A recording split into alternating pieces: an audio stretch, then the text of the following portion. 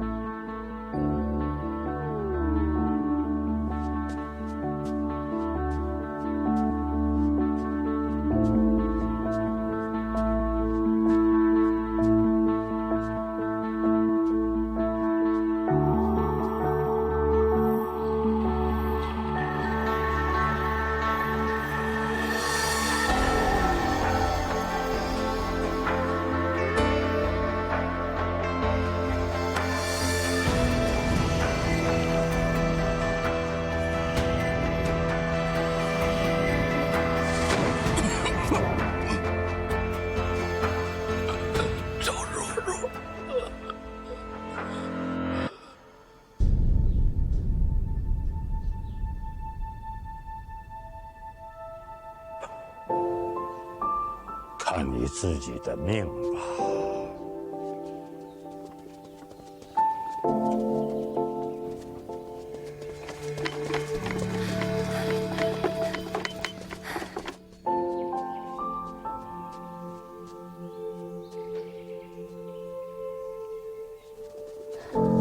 这位就是范府嫡女范若若。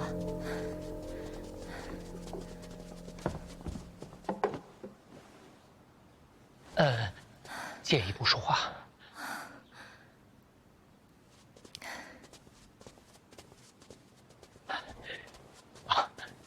若若姑娘，你懂医术？我哥教过我。好，那你会解毒吗？不懂。治真气逆行呢？不会。那你怎么救他？我救不了他，能救我哥的只有他自己。我能做的只是让他醒过来。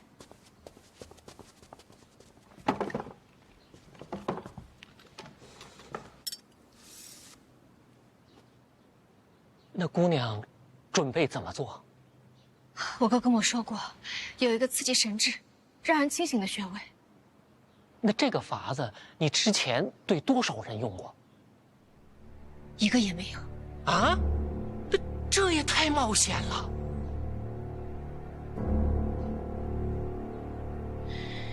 如果不用针，能行吗？那就不要犹豫了。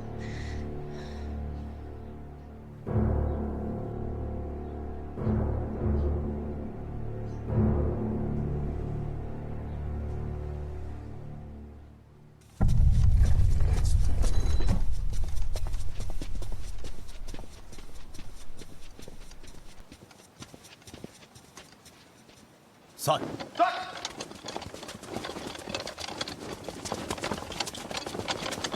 快点，快点，快点！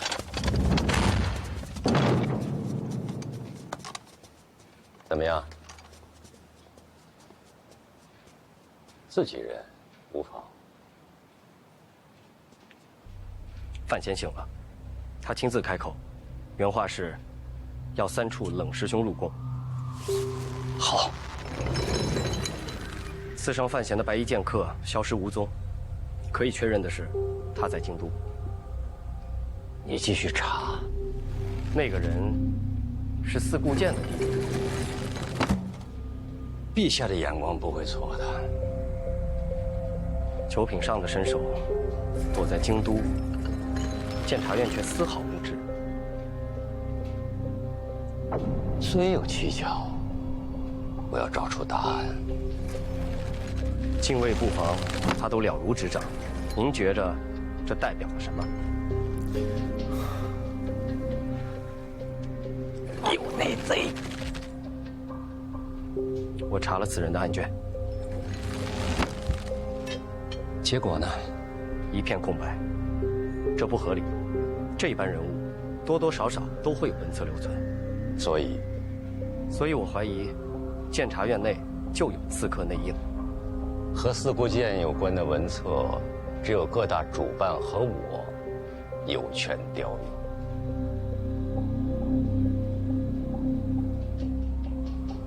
或许内应之人就是监察院主办。院长，我想暗中调查。怎么抛开了？什么人都有可能谋逆，唯独院长不会。为什么？院长心中自有大义。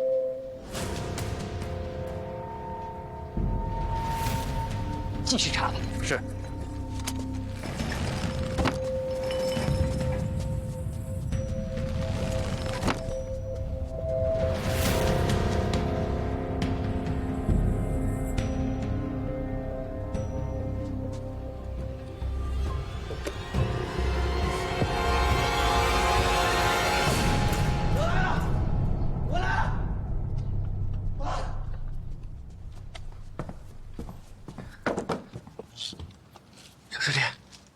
老师兄今天没服毒啊？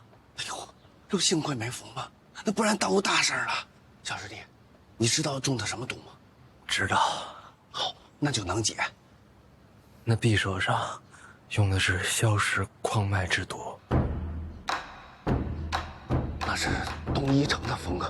刺客是四顾剑的弟弟。你管他谁弟弟？我先给你解毒啊。东一城啊，用毒路数虽偏，倒也难不倒咱们三处。要不然先试试。我信师兄的。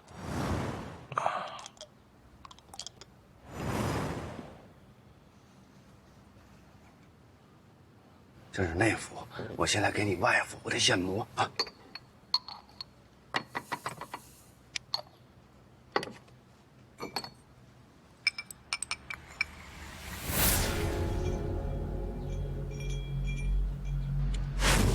并未解毒，怎么会呢？原来是毒入了肺腑了。侵入肺腑，这怎么治？其实做个手术就行。手术是什么东西？就是剖开伤口，清理肺腑。世上哪有这么解毒的？这开膛破腹，人不就死了？什么都不做，也是等死。这闻所未闻的事情，谁能胜任呢？需要一个手特别稳的人。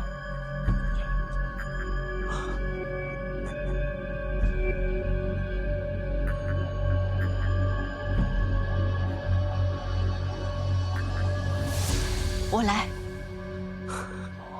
我的手是最稳的。一会儿场面会有点血腥。婉儿，要不你先出去，我陪着你。有几成把握啊？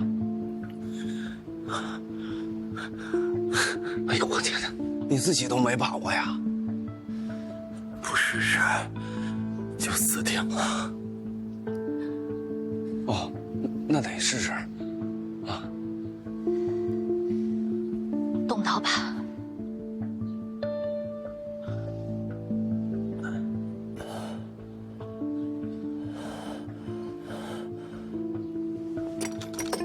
等等，动刀之前还有几个事儿要准备一下。你说，哎，慢点，慢点。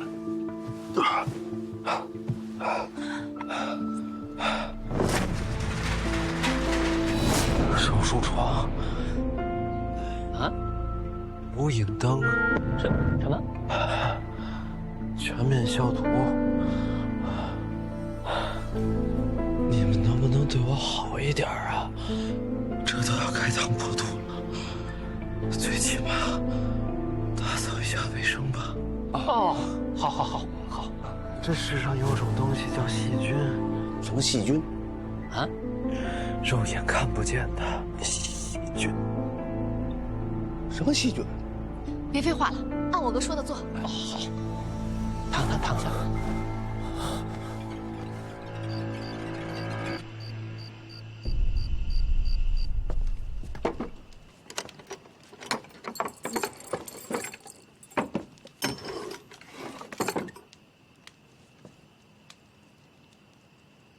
小师弟，我用焚毒伞擦了很多遍，又用避秽香也是熏了很多次，按照你说的都清理干净了。你说的那个细什么的应该没了。药好了。马千子不行，啊？会睡过去。这不睡过去怎么开膛破肚？不能睡。具体怎么手术，我得指挥。你自己不行吗？可我只划过水果。师兄，用格罗方吧。这个从古至今啊，从天到地，就没人敢这么用过。今儿咱们就开个先河。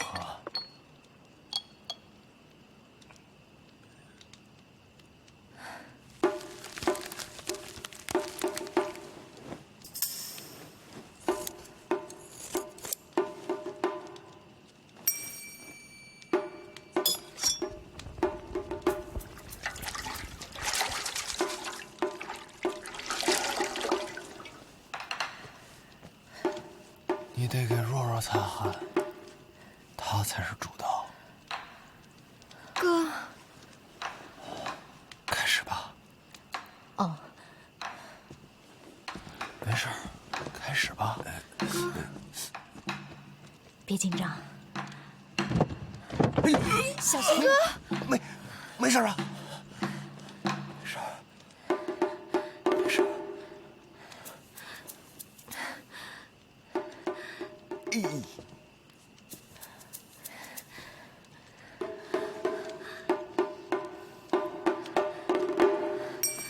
你怎么一直不动呢？你竖过来。你手挺稳的。我只划过水果。没事儿，足够了，别怕。我不是害怕，我是不知道人的皮肉有多厚，不知道怎么下。我靠，早知道给你装山猪了。这该怎么办呀？哥，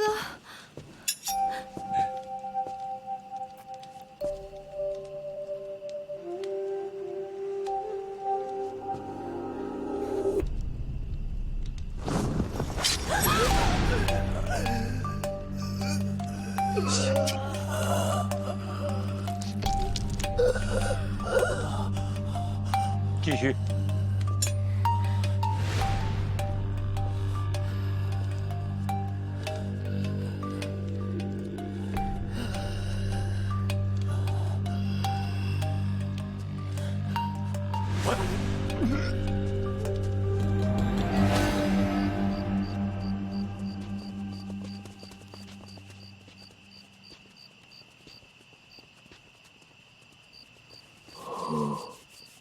他要是困，先让他回去睡吧。范闲救了他的命，他怎么能睡呢？我不困。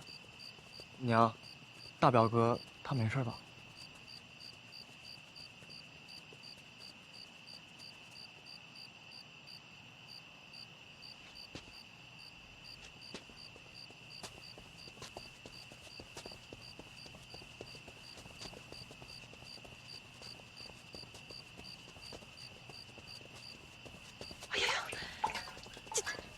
这怎么流了这么血呀！吉人自有天相吧。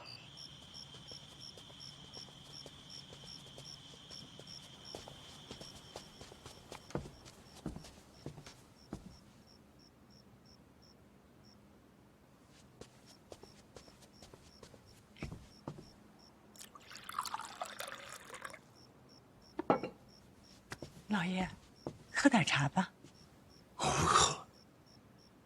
你听听你的声音呀。哎，烫！没事。老爷，如果担心，就去宫里看看吧。不可。他可是你儿子呀。人在宫中，无照莫入。儿子都不行。就是儿子，才不行呢。那么多太医，为什么让若若去治呢？没事的，一定没事的。哎，烫！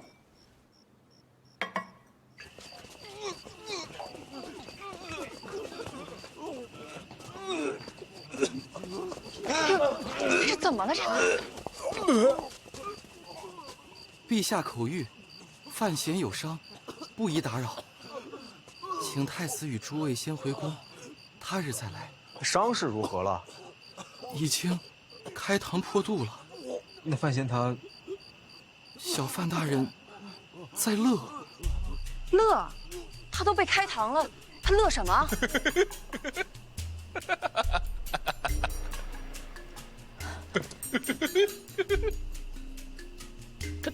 他笑什么呀？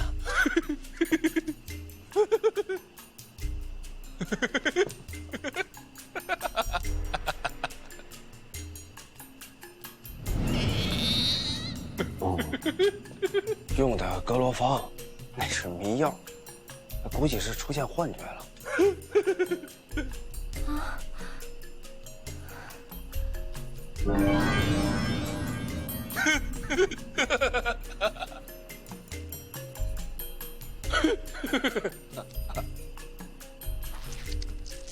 哥，你伤口流血了。解毒。止血。然后按我教你的缝上。别紧张，哥信你。好。缝上，用什么缝？用针。那用什么线？用棉麻线？桑皮线。桑皮线怎么做？用桑树根把树皮剥掉，用内部经络做成线，缝于皮肉，最终长成一体，像这样。那具体怎么操作？先让若若用心医治，事后再详尽告知。哎呀呀，是我疏忽了啊！你赶紧先救人，先救人啊！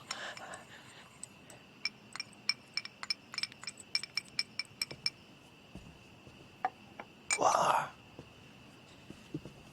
怎么了？哪儿不舒服？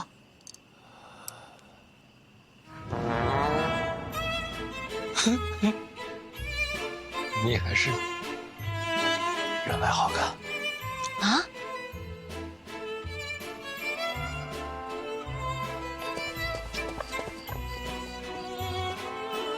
图书馆，冰淇淋啊！下课了，那哥们儿，你一会儿替我点个到，咱们一会儿。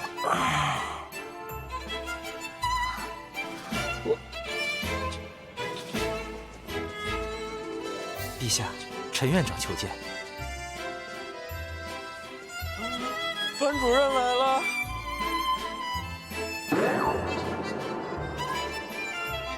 陛下，弄咋这白嘞？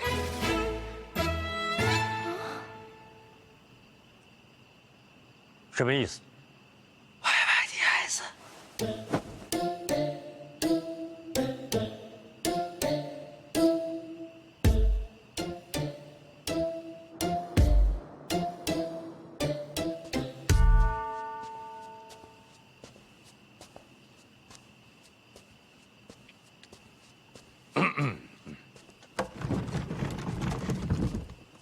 陛下，3名刺客的根底已经查明。范闲现在在广信宫，正在开膛破肚。如果这个医术能够传承的话，此乃殉国之大福也。说来好生奇怪，如果没有如此重创，范闲这个本事是露不出来的。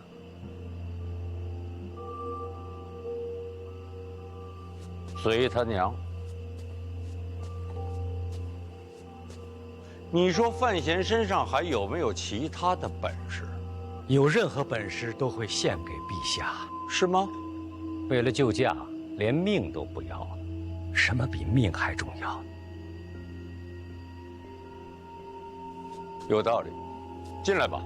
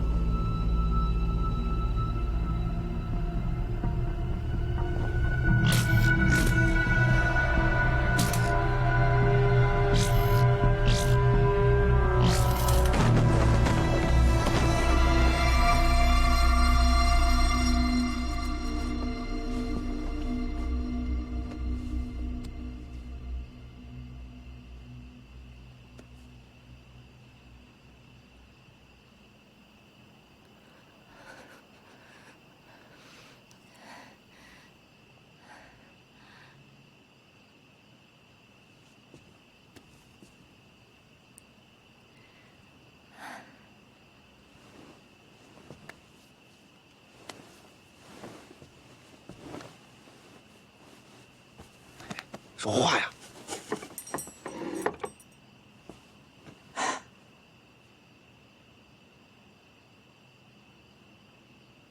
听闻谢了。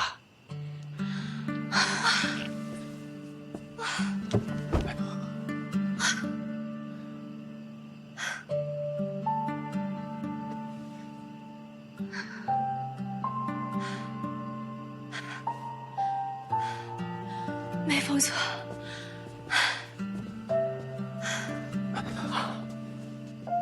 范小姐，此等医术可退鬼神。恕李某斗胆恳请范小姐看在倾国百姓的份上，传赐绝学。等哥哥醒了，我再问问他。我现在叫醒他。伤成这样了，合适吗？哎呀呀，惭愧惭愧呀！你看我这糊涂的，光想着这医术传承了。行，该收拾东西。哎呀，让我小师弟好好休息。来。哎呀，让小范大人好好休息。明天我再送汤药来。真好学呢。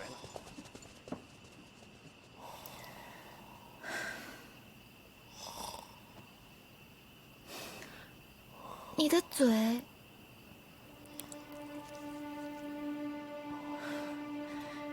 紧张，嘴唇要破了。我也是，手术都做完了，才开始后怕。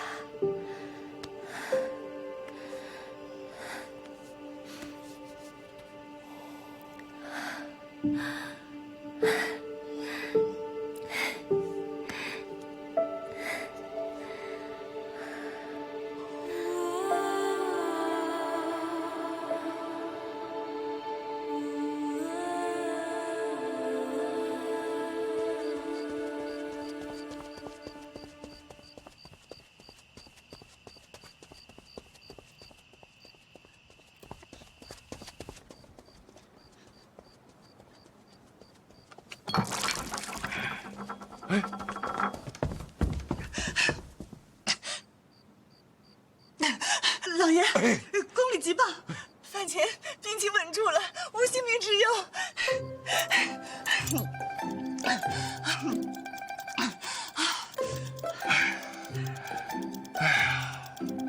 不出所料。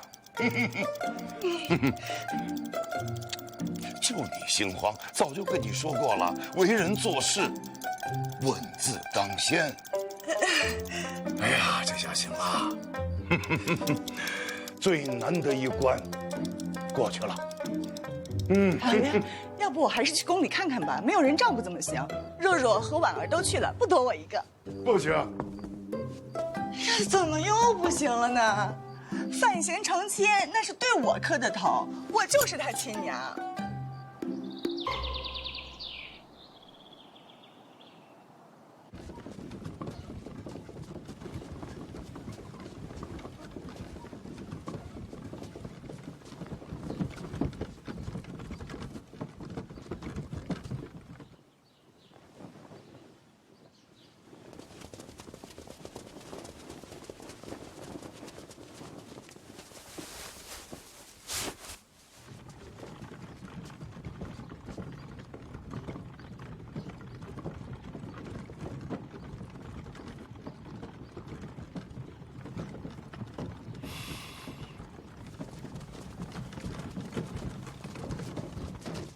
婉儿和若若在侧院休息了，劝他们两个不要一直守护着你，真是太不容易了。您来的真巧，我刚醒。阁楼坊药效如何啊？三处早就给出了明确的答案，我是掐着时间来的。现在怎么样？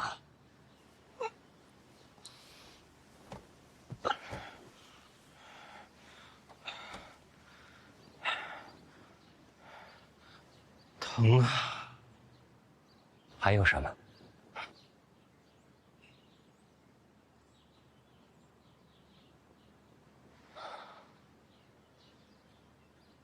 真气没了，经脉紊乱，真气离散。还好，命保住了。还能恢复吗？苦荷独门功法，天一道。据说能有恢复根骨之能。肯外传吗？从不外传。好歹留个念想。玄空庙刺杀有结果了，陛下说要第一时间让你知道。那我可得好好听听。第一，那个侍卫，静脉胡人，看着不像，有庆人血脉，相貌不可分辨。怎么入宫当了侍卫？当年庆国和胡人交战，占据上风，胡人派出一队人马来到京都，求和称臣，求和失败。庆国威风四海，胡人悲惨离境。那人此时就留在了京都，事过境迁。不知为何庆公当了侍卫。当年入宫的手续谁办的？办案的人已经死了，这是悬案。这么多年不动手，没机会。侍卫太多，要想靠近陛下，机会渺茫。这次是巧合。那个太监呢？他和你息息相关。我可不认识他。当年你娘之死，引发京都一夜血流成河，所有参与之人被黑旗斩尽杀绝。这个太监就是当年王公后人，被仆人救出，长大之后重回京都，挥刀自宫，成了太监。为了报仇？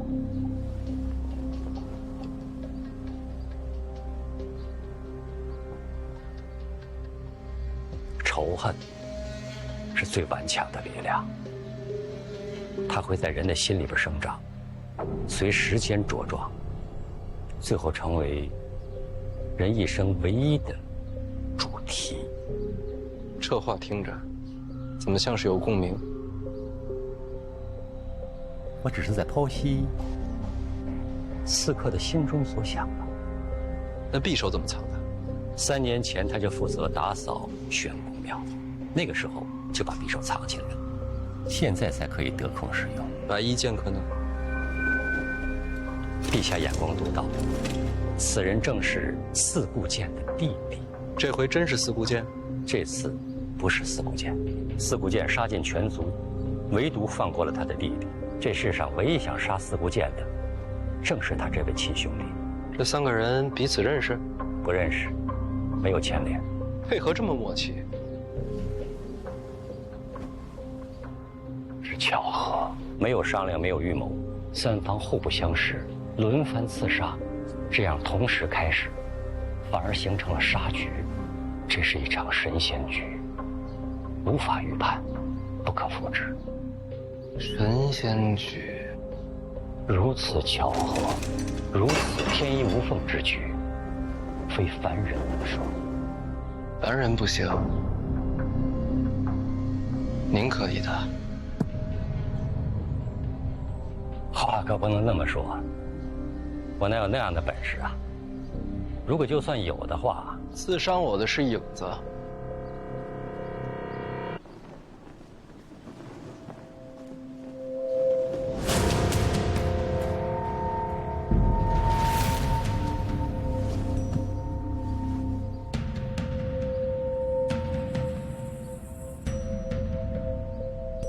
我瞧见过影子出手，他用剑时尚不好判断，弃剑之后就漏了根源。神仙局，这神仙是不是坐轮椅啊？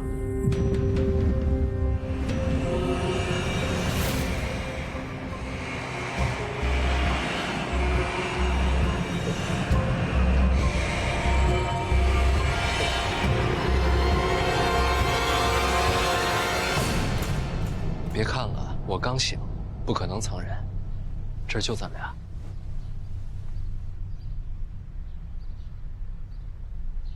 太鲁莽了，真气离散，重伤未愈。如果真是我设的局，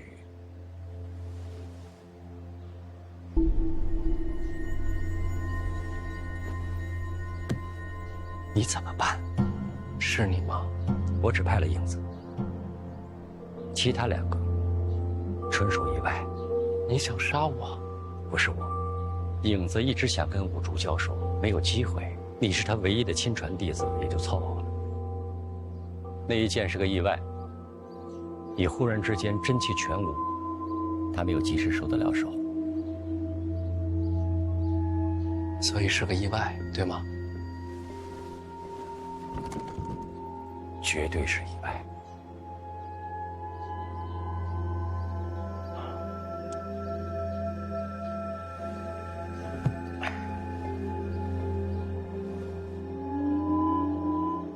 你是想弑君？陛下对我信重，我没有理由弑君。那得问你啊，做臣子的最重要的是什么？忠诚，替陛下解忧。你让我好好理一理。刺杀陛下是替陛下解忧，咱们这陛下是活得不耐烦了？那把火还记得吗？动作快，快快救火！动作快！3个刺客都可以找到出处，唯有那把火，检察院全体出动，没有找到任何踪迹。更有趣的是，结果报上去之后，陛下没有深问，轻轻放过。火是陛下放的，陛下落子，从无嫌弃。那把火不够，所以才有了影子那一剑。什么叫不够？这又是放火又是行刺，究竟想要什么结果？悬空庙谋杀，震惊朝野。这件事情总要有人担责，这就是结果。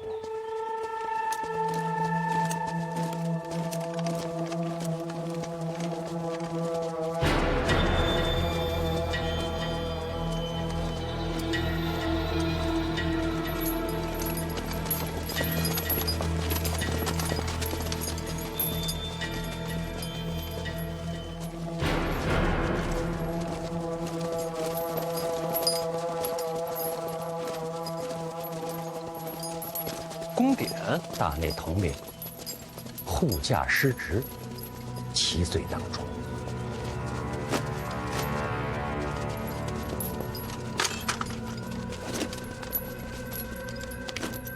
陛下保重，臣告退了。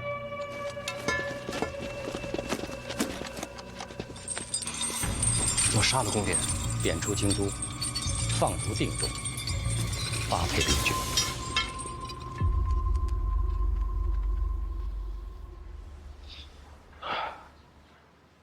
我就不明白了，这么大个阵仗，就为了一个宫典？他是叶仲的师弟，叶仲连上8篇奏折请罪，结果跟宫典一样，昨夜已经放逐定州，发配边郡。叶家垮了，这就是陛下想要的？不对啊，这叶流云也是叶家人，陛下何必得罪大宗师？陛下怎么想的，只有他自己知道吧。最后一个问题，四姑见的弟弟就是影子的事儿，陛下知道吗？不知道，一下子抓捕。那这和行刺有何区别？为了陛下真正的利益，我不介意让陛下受到惊吓。这话听着可不像忠臣。结果最重要。要是那一箭刺中了呢？陛下不会死。没有人真正了解陛下的底牌。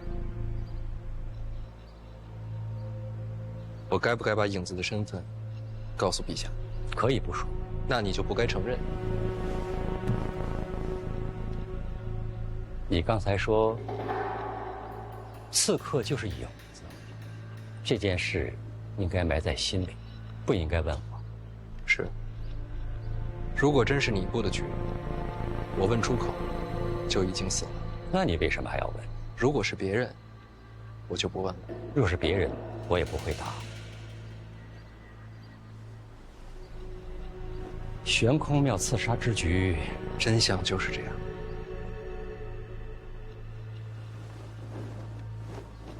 好好养伤吧。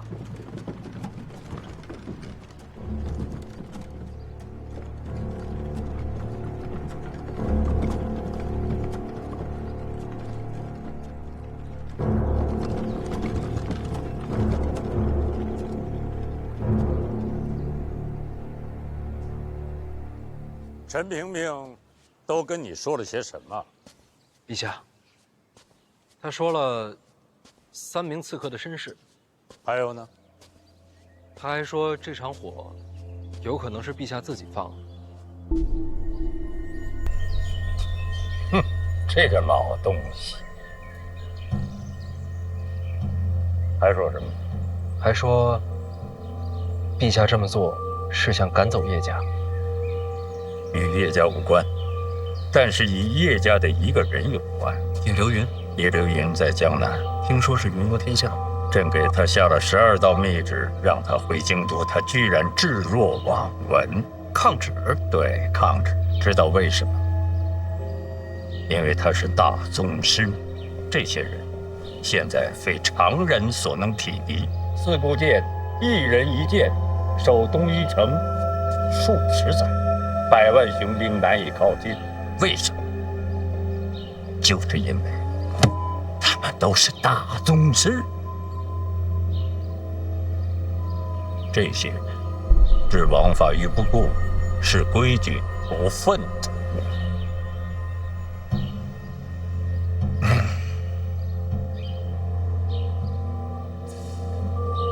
你说他们还是人吗？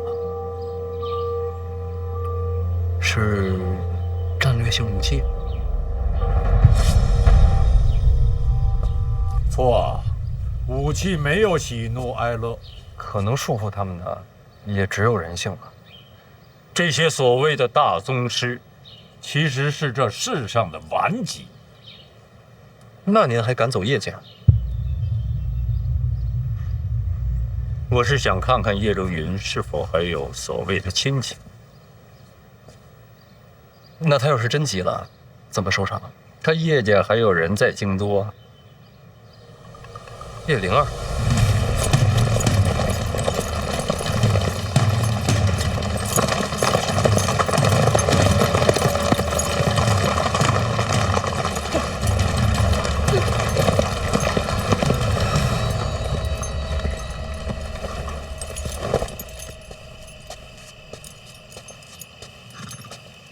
我跟您一起去定州。灵儿，爹，对不起你。把你留在京都，并不是为了保护你。知道爹为什么去定州吗？手被失职，那是责罚，所以，我们叶家必须有一个人留在京都。你，就是爹选出来的质子。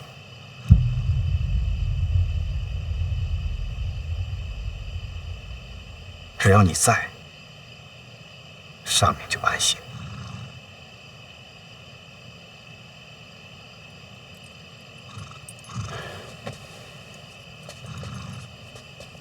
莲儿，对不起，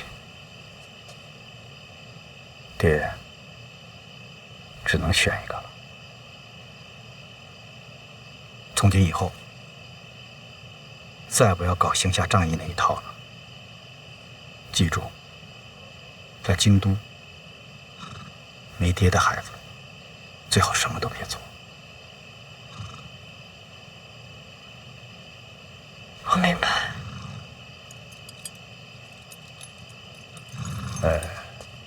最近你对二殿下观感如何呀？为什么问这个？你可以嫁给他，但是别把他放在心上。为什么？如果陷进去了，就没有退路了。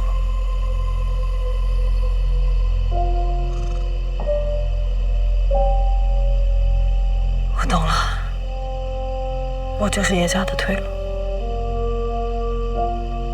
宁念你不懂这些，但是没有办法，这世上总是事与愿违。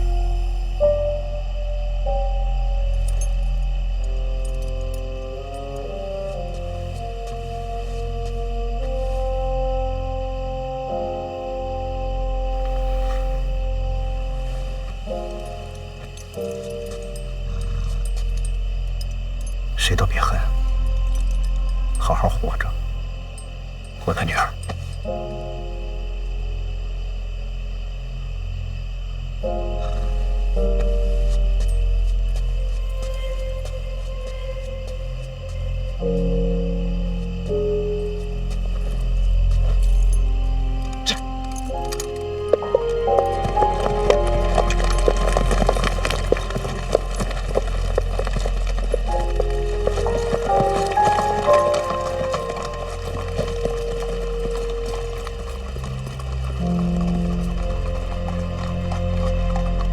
只要是有人在，就留有余地，不是吗？叶灵儿之所以留在京都，是因为和老二的婚约。您从赐婚那天就想到今天了，为什么告诉我这些啊？降空庙朕腹背受敌，你放下了朕，去救老三是为什么？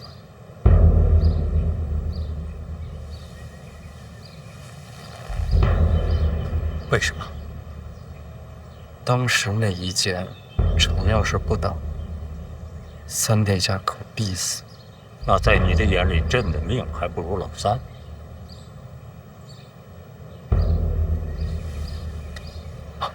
前有剑，后有刀，臣只能挡一个。当时看来，那一剑威胁更大，救三殿下，只不过是顺势而为。你完全可以拿老三当挡箭牌啊！你就不至于受伤吗？事发突然，臣来不及想那么多，只想着当剑就任。你好生歇息。等你好一些，朕带你去一个你想去的地方。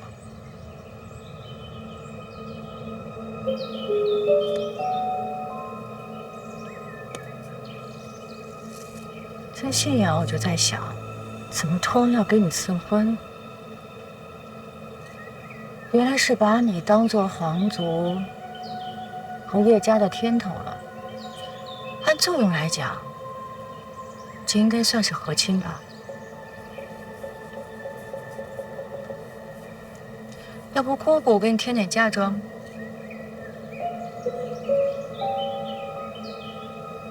姑姑，咱们是同盟。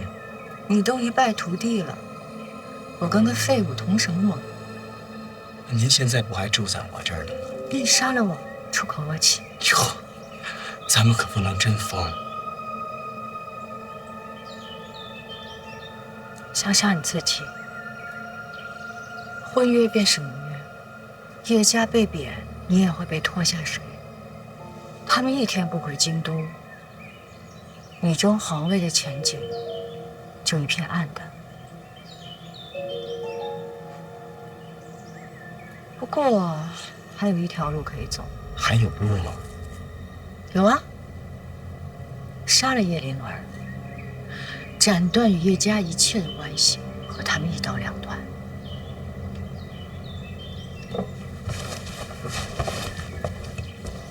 李安，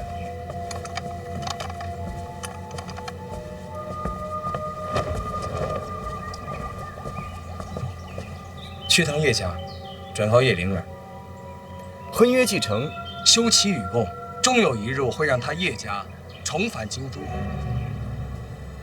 姑姑啊，我觉得雪中送炭好过锦上添花，况且此刻叶家需要依靠。你杀了叶灵儿，岂不更干净？不然叶家出事儿，你也跟着完蛋。叶流云还在，叶家不会垮。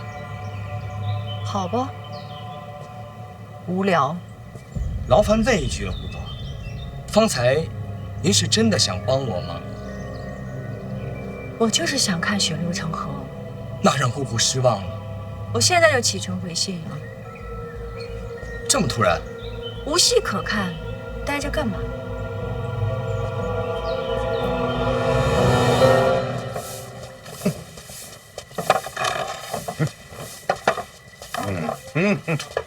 老爷呀，老爷，老爷，老爷，父爱如山，您才是人间第一凤。老爷起了。起了。得须当户部，范闲弄来的银子得用在赈灾上。哦。都散了吧。老爷不进宫去看范闲，也不让我去，看来对的。那肯定对。人在后宫就得多考虑一些。确实不合适。想明白就好。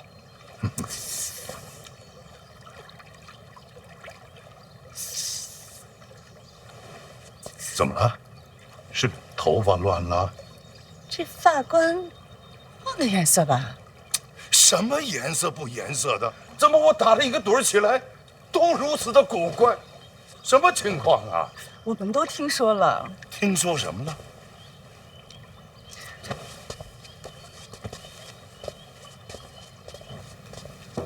哎呀，想了。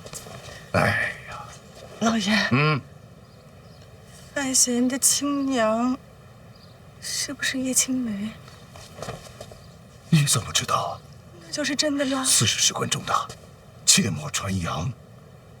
可这传闻街头巷尾都传遍了。怎会如此呢？不仅如此，还有什么？范闲是不是陛下的孩子？这事儿也传遍了。真不是老爷您的错，陛下荒唐了。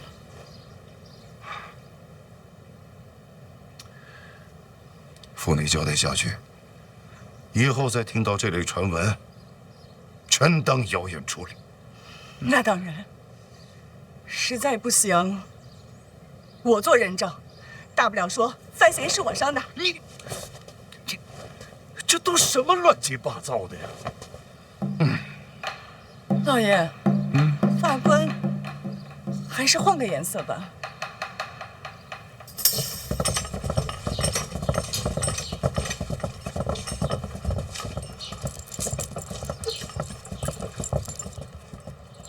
顾座，您这真是准备回西阳吗？那我还能去哪？我看这都要搬空了啊。舍不得啊？那倒没有。姑姑，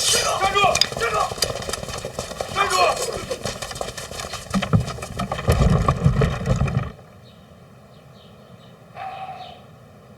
监察院机要重地，你一个户部的闯进来作甚？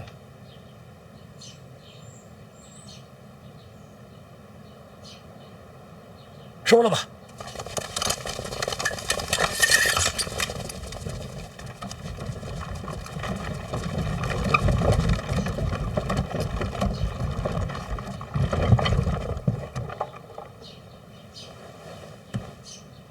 范闲身世，满城皆知。我知道。你知道有什么用？如何收场？还有，这消息一夜之间传遍京都，动作之快，匪夷所思。得查。除了监察院，还有谁能做到这？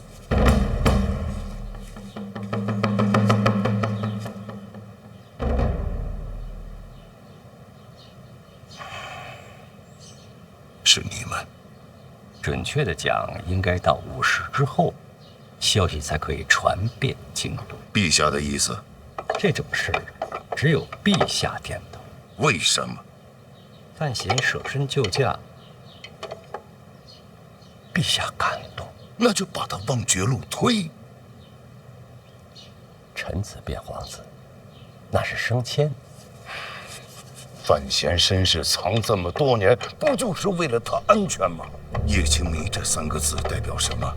有多少人爱他，就有多少人在恨他。仇恨这东西，一旦染上，就不会褪色。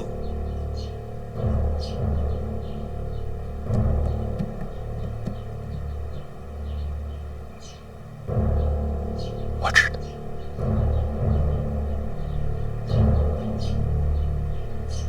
我知道。不要他死！公主，冷静。我很冷静。叶青梅的儿子必须要死，怪不得要把内骨交给他，这是要物归原主呀。以范闲如今的身份，陛下不会允许有人杀他的。可这是陛下欠我的。讲到出见。陛下需要什么我就给他什么，他不方便做的事情是我在去做，他不愿意查的人是我在帮他查，是我，不是别人。我为陛下尽心尽力，就算他要我赶出京都，我也如他所愿。姑姑，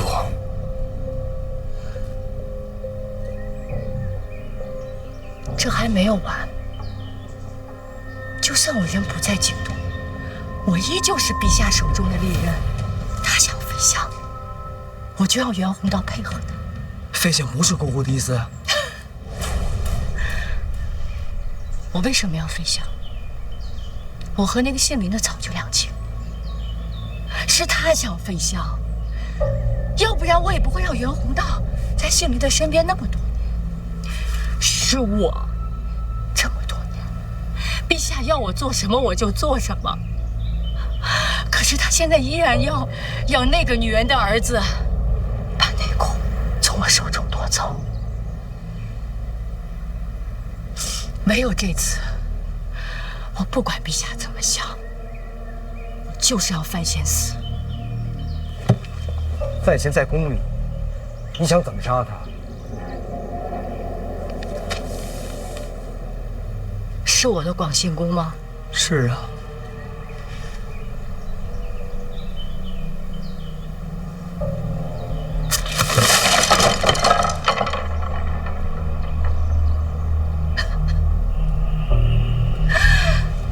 我的广信宫，范闲住着，陶虹走了，他却住了进去。等等，等等。其实换个角度想，以范闲现在的身份，最慌的应该是太子。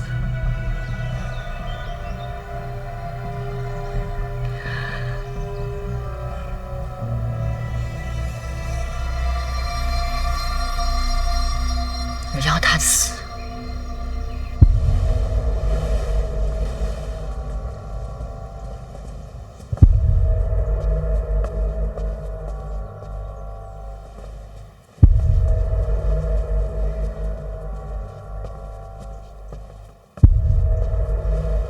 禀告殿下，皇后驾到。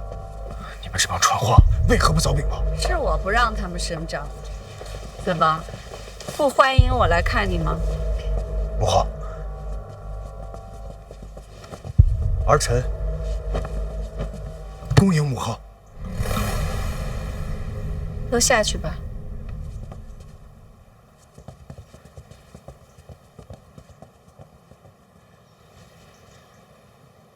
哎，别关门，母后怕黑。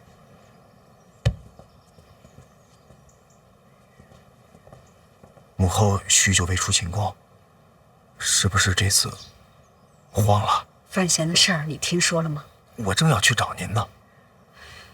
范闲掌控内库，又入主监察院，他现在的权势地位更胜李承泽。如若传闻是真，你怎能安心？先不说是真是假，即便是真也没什么呀。我跟二哥争，是因为二哥在抢他不该抢的东西。若范闲也是皇子，他姓范，即便全天下的人都知道他是我兄弟，他只要姓范，他就没有权利跟我争。私生血脉不入宗室，母后，就他的血脉，最多只能算内库和监察院的大权，不能落入旁人之手。那我更应该跟他一路了呀。他恨二哥，我也恨，这不天生盟友吗？如果我想范闲死呢？就是因为他的父皇血脉，因为他是叶青梅的儿子。这叶青梅不早都死了吗？这宫中嫔妃颇多，也不差这一两个吧？母后，叶青梅因我而死。叶青梅的死，虽然没人再提，但是我多少知道些。她当年不是死在皇后一族手里吗？皇后一族也因此遭到屠戮。那我们就等皇后出手，冷眼旁观不好吗？皇后的心机和手段我都佩服，可唯有这件事指望不上。为什么？因为她有自己在乎的人。你没有，我有。叶青梅，我要叶青梅的儿子从这个世界上消失。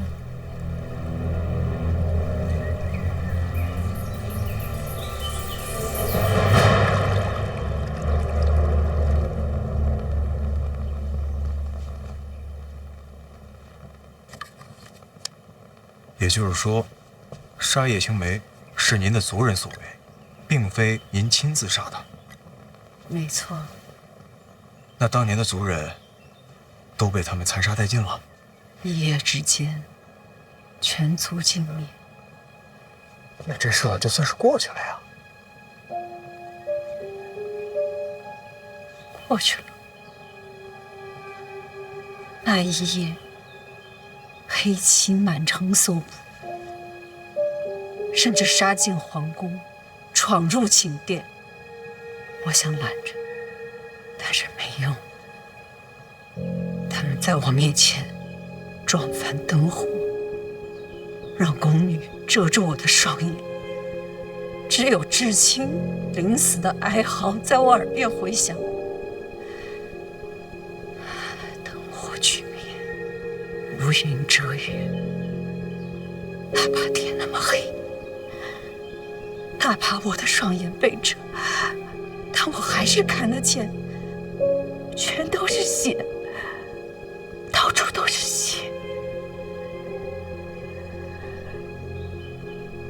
你觉得这些都过去了吗？那杀他，不是您亲自下的命令吗？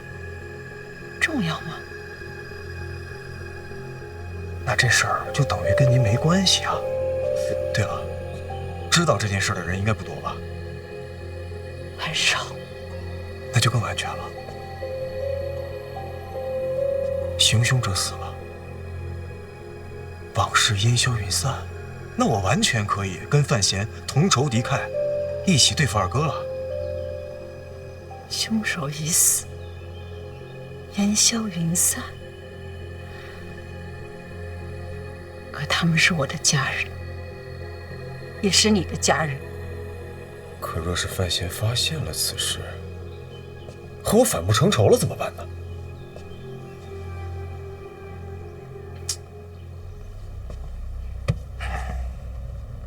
这怎么办呀？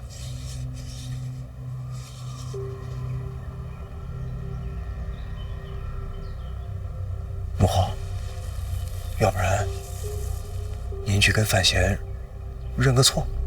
您看啊，这件事情已经过去那么久了，而且行凶者已经付出了生命，那既不是您杀的人，又不是您下的令。如果我们那摊开了，给范闲认个错，这事儿不就等于过去了吗？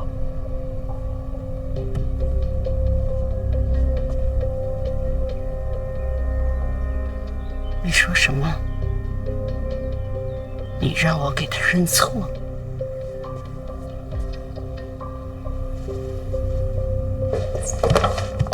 好，儿臣知罪。死了那么多家人，儿臣也是悲痛万分的。那二哥虎视眈眈的，正盯着儿臣。太子之位摇摇欲坠，我找范闲，让他助我一臂之力，我也是走投无路了，母后。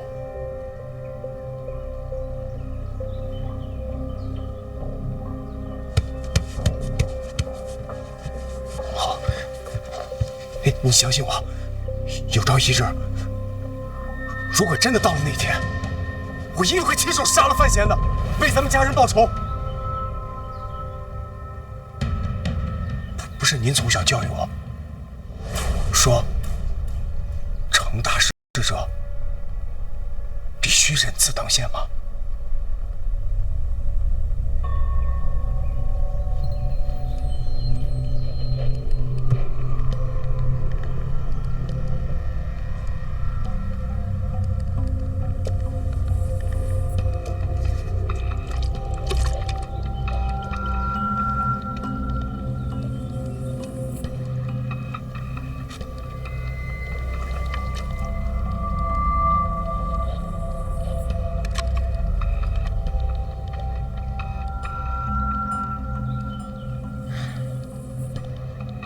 说的全对，我很欣慰。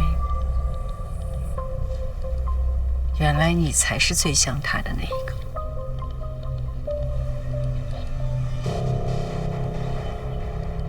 母后，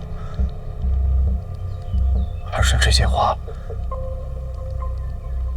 也只能讲与您听，因为儿臣是您在这个世上唯一的亲人了。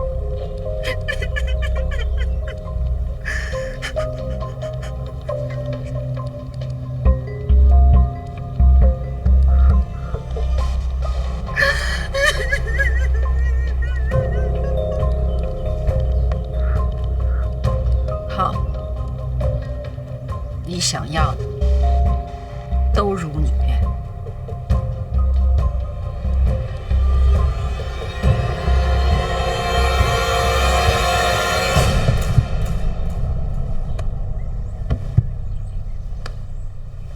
别一直磕了吧，不合适。再合适不过了，你可救了他的命。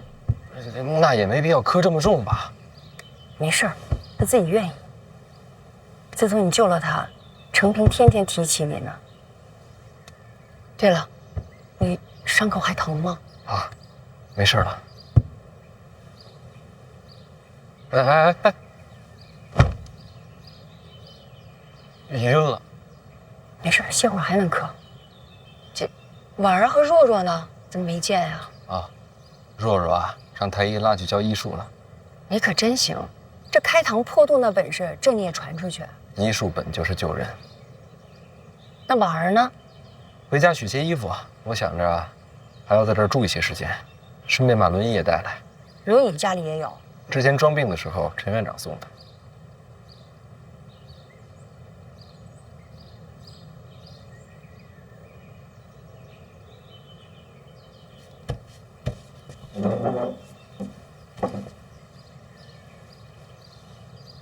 传闻是真的，我不知道。若是真的，那程平跟你的关系就更近了一些。我真不知道。我想让程平拜你为师。要不等他醒了，问问他自个儿的意思。该喝药了。哎，没事，这事我能做主。啊。要不还是现在喝了吧。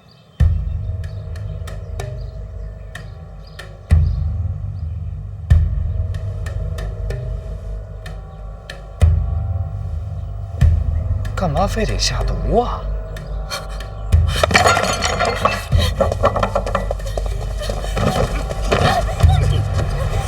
放下我！放下！小官大人，放过我！这屋里怎么还能下毒呢？这……小官大人！哎！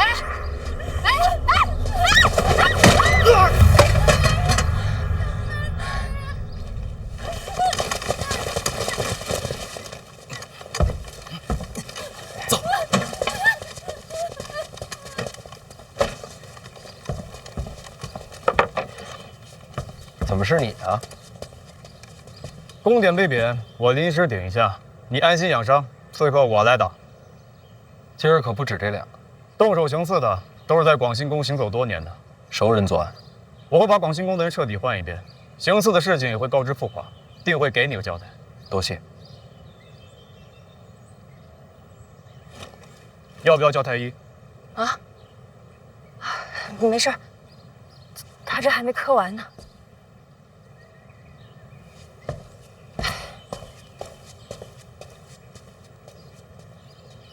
我这边的情况您也看见了，三殿下跟我走的先，会更危险。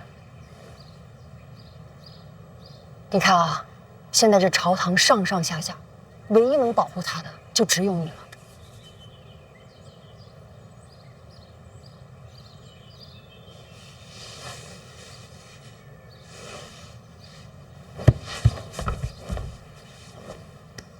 不用接着磕了吧？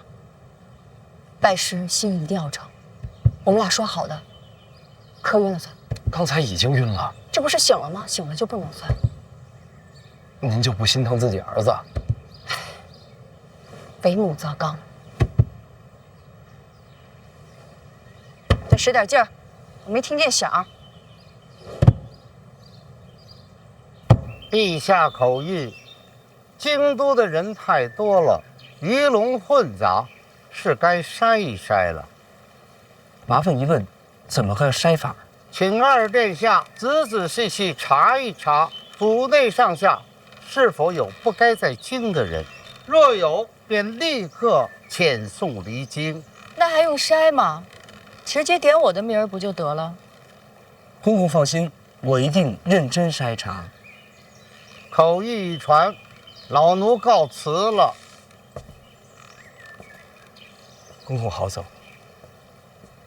赶快让他走吧。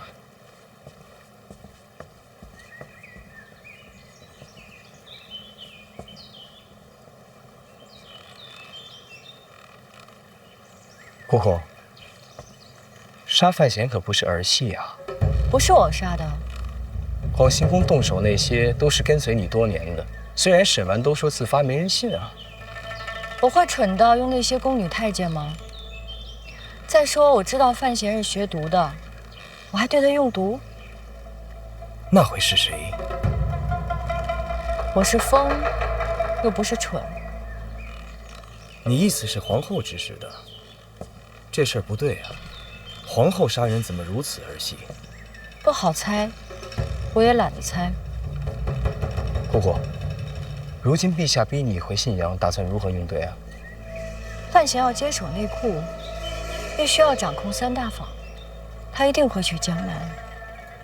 京都不好动手，可江南是个好地方。也不好说，虽然没了武功，身边护卫也不会少。叶流云在江南。怎么？大宗师会帮姑姑杀人？你猜？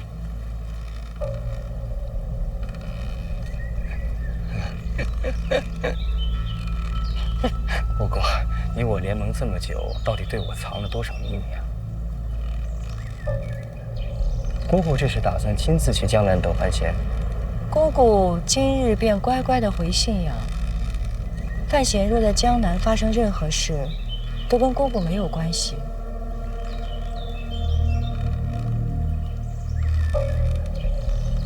你好自为之吧，我今日便离京。那就不送了。我也再试试，如果能够在京都杀范闲，就不辛苦姑姑了。怎么杀？你要进宫？我也不蠢。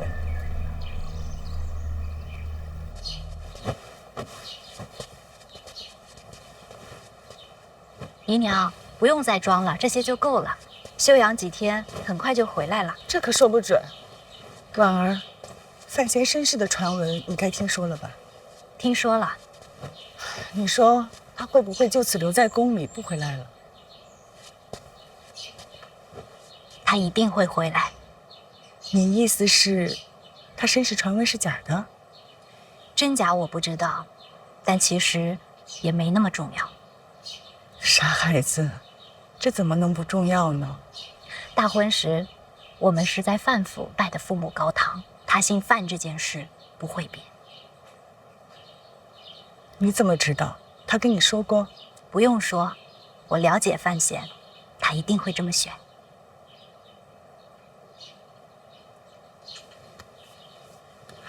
这孩子运气真好，能娶到你。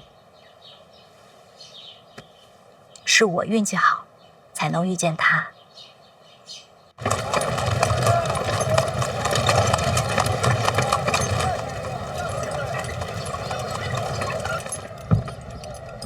吁！怎么突然停车？这二表哥是范闲他们杀的你二哥林红。你二哥死之前，范闲便知道牛栏街刺杀的真相，他骗了所有人。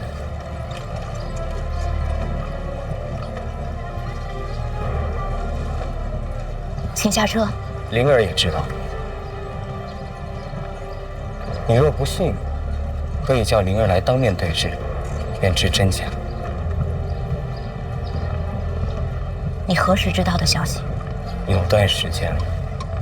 大婚之前你却不说，受人之托，况且那时候说没有任何用。你只不过是想借刀杀人罢了。至亲之仇，你不报吗？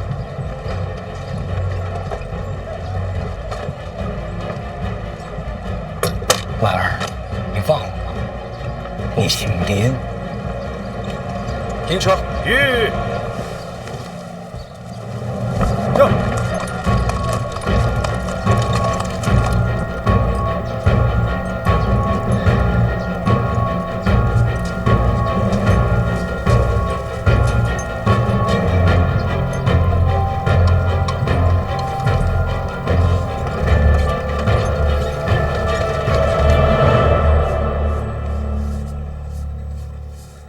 老师这字真好看。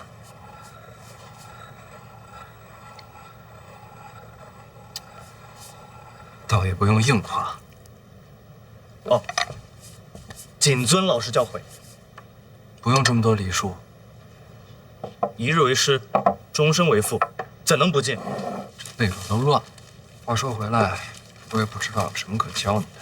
你为人处事也有自己的习惯。我娘说了，从今以后，老师说什么我就做什么，绝无二话。那辛苦你，这封信帮我送到监察院。我去？不让我去？我听说监察院一天到晚血流成河，是真的吗？怕就还回。不，我听老师的。到了监察院啊，跟他们说，这封信寄往北齐。给北齐哪一位？海棠朵朵。老师，我懂了。你懂什么了？我一定好好保护这封信。你是不是误会什么？我现在就去。不用，这么晚了，明天再说。老师，我先走了，您放心，一定完成主刀。去。师母晚了，我先告辞了。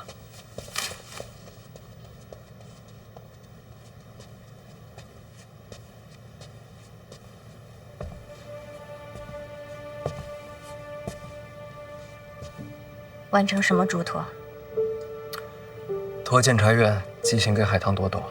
写了什么？苦荷大师有个功法叫天一道心法，据说可以重塑根骨。想想法子，看什么条件可以交换过来，总不能一直当个废人。听说那功法，苦荷从未外传。总得试试啊。